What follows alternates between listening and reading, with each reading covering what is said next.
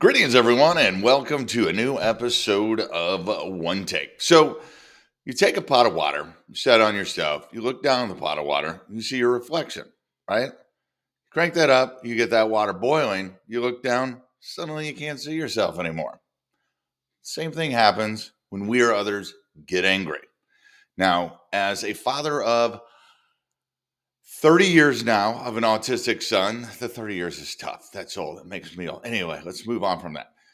The 30 years of an autistic son who has meltdowns more than occasionally at times, I have learned through trial and error a very good process to help manage situations when someone is angry.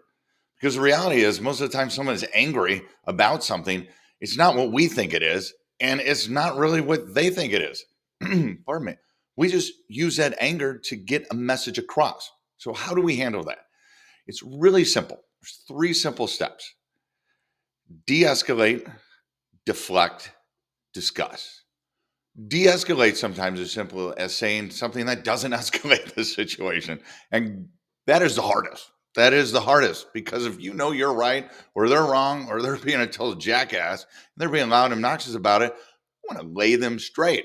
However, that does not de-escalate anything.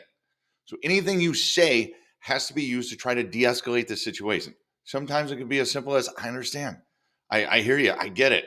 Let's talk. Once you do that, all your actions should be towards de-escalating. That doesn't mean you need to give in. That doesn't mean you admit they're right. None of that. We're not talking about any of that. It's just making sure that all of your actions and your words there first are geared toward de-escalating the situation, not escalating it or even keeping it level. Now, the next one is deflecting.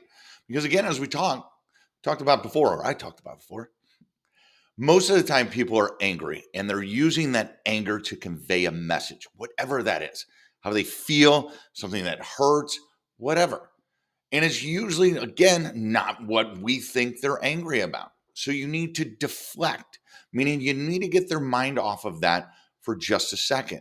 That way they can regroup, they can calm themselves down, they can kind of get a clear face again, if you will. With my son, it's simple sometimes. After I work on the de-escalating and then I get to the deflecting, I usually say, point out something in the room or say something that I know he thinks is funny or something that he's like, or something completely innocuous, like, oh, did you hear the dog? Or, oh, the dog was kind of crazy today, or something like that. And that'll usually get them to take a breath and relax for a second. And then you discuss. Once you've de escalated, once you've deflected, then you give them a second and you get back there and you discuss. You get to the root of the problem. What's really going on? What's bothering you? What happened? What made you so angry? And they're like, well, okay, I get that, but come on, what was before that? Is there something else? What do I need to know? What am I missing so I can help? De-escalate, deflect, and discuss. Now, put it on more practical terms. Snickers candy bar, had a great campaign. God bless Betty White. I totally miss her. That was, you're not yourself when you're hungry. In my household, we call that hangry. And they were 100% right with that. That goes right back to the boiling water story. When you're hungry, you're not yourself. And they did an excellent job of using the boiling water metaphor. They showed somebody else. You're not yourself. And we're not when we get angry. We're not when we're upset. Certainly not when something has been stewing at us, it's been bothering us. And again, chances are it's something else, or at least there was a base layer of that. I'm working with that with some coaches in baseball and a little bad time last night. And he reached out today and he kind of explained why. He's had bad experiences with other coaches and he misinterpreted something completely. So it had nothing to do necessarily with what happened at that moment. But it still created an anger that needed that de-escalation, that deflection, and that discussion about it. And the same thing goes, dare I say, on election day with politics. Most cases, people that get very upset about something, or they argue, or they just get fired up because you don't agree with them, and they stop seeing themselves. They just see that emotion.